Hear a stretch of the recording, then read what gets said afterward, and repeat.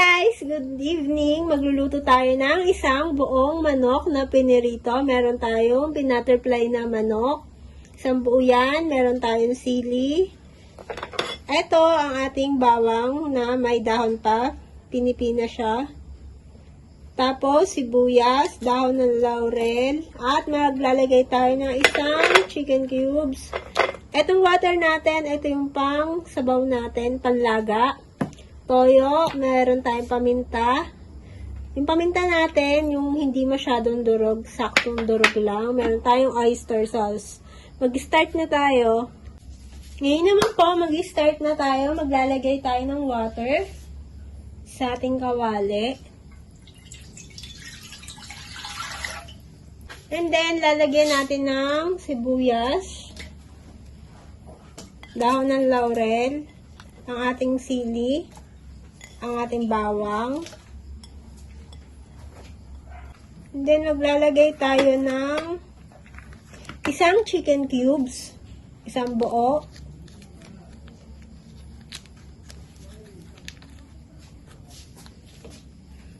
After natin lagyan ng chicken cubes, lalagyan natin ng pamintang durog. Ayan.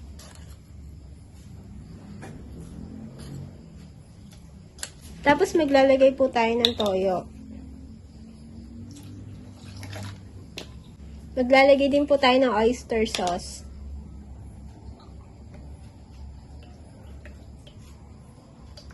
And then, tatakpan natin at pabubulakin natin siya ng konti lang. After niya po bumulak, saka po natin lalagay yung isang buong manok. Ngayon pong kumukulo na ang ating tubig, ilalagay na natin ang ating isang buong manok. Ito pong manok natin, tingnan nyo. Binutterfly ko lang, tapos binalian ng mga buto.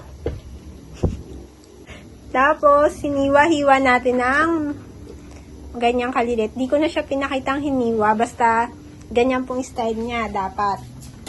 Babalian po ng konti. Ngayon naman, ilalagay na natin siya sa ating kumukulo na tubig. Dahan-dahan lang kasi mainit. Ouch! Yan, mainit po, dahan-dahan. Yan, adjust lang natin siya ng konti. Ayan. After po natin mailagay ang isang buong chicken, tatakpan po natin. Yan. At hahayaan lang natin tong kumulo ng 10 minutes. After 10 minutes, saka natin siya ipiprito. Ayan guys, 10 minutes na. Titingnan na natin.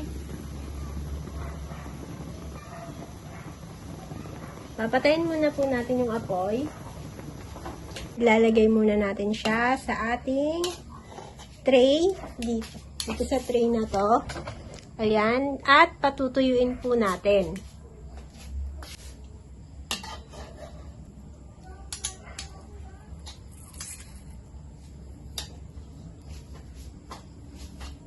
Patatagasin po muna natin dito bago po natin iprito. After niya po ditong tumagas, saka po natin siya ipiprito. Ngayon naman po, after natin siyang mapatagas ng konti, magpiprito na po tayo. Papainitin muna natin ang ating kawali bago natin lagyan ng mantika. Ayan, mainit na po ang ating kawali. Maglalagay na po tayo ng oil. Lalagyan po natin ng cooking oil. Damihan natin para lubog po siya sa mantika. Ouch.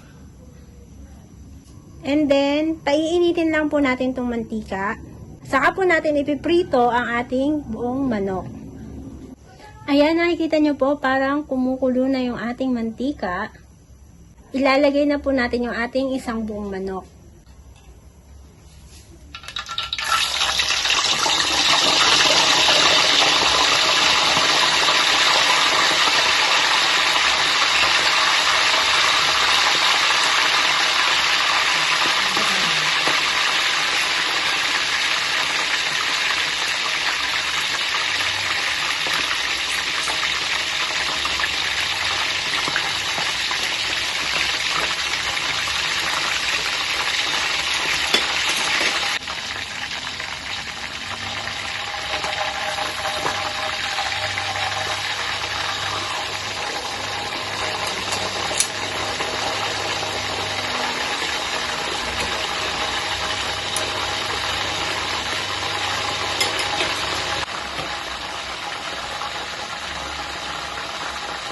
Ngayon naman po, tatanggalin muna natin ang ating isang buong manok. Ililipat muna natin dito kasi pahihingahin natin siya ng 5 minutes saka natin double fry.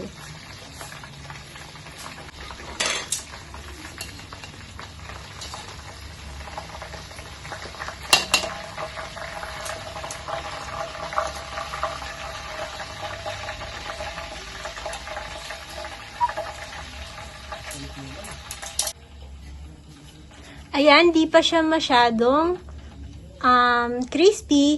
Papahingayin muna po natin ng 5 minutes saka natin siya double fry uli. Ngayon naman po, isi-second fry na natin.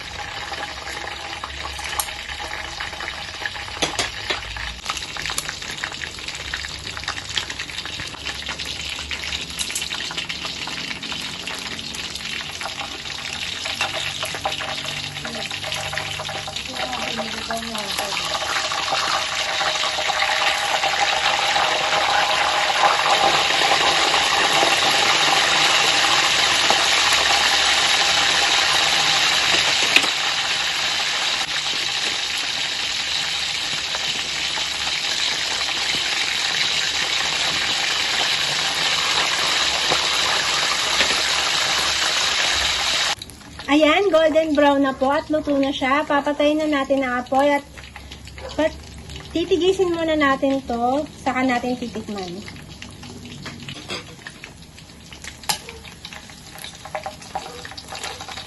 Ito na siya, guys. Ayan. Lalagyan po natin ang ating lagayan ng ating sausawan. Ngayon naman po, titikman na natin ang aking favorite na part, ang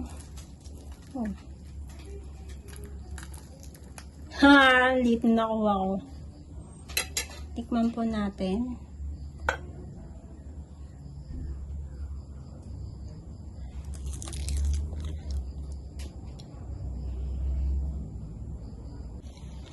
Sarap siya.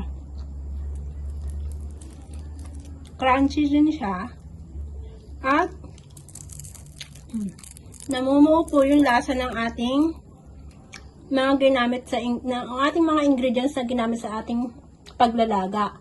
Ang lasa ng paminta, yung anghang, ating sili, yung oyster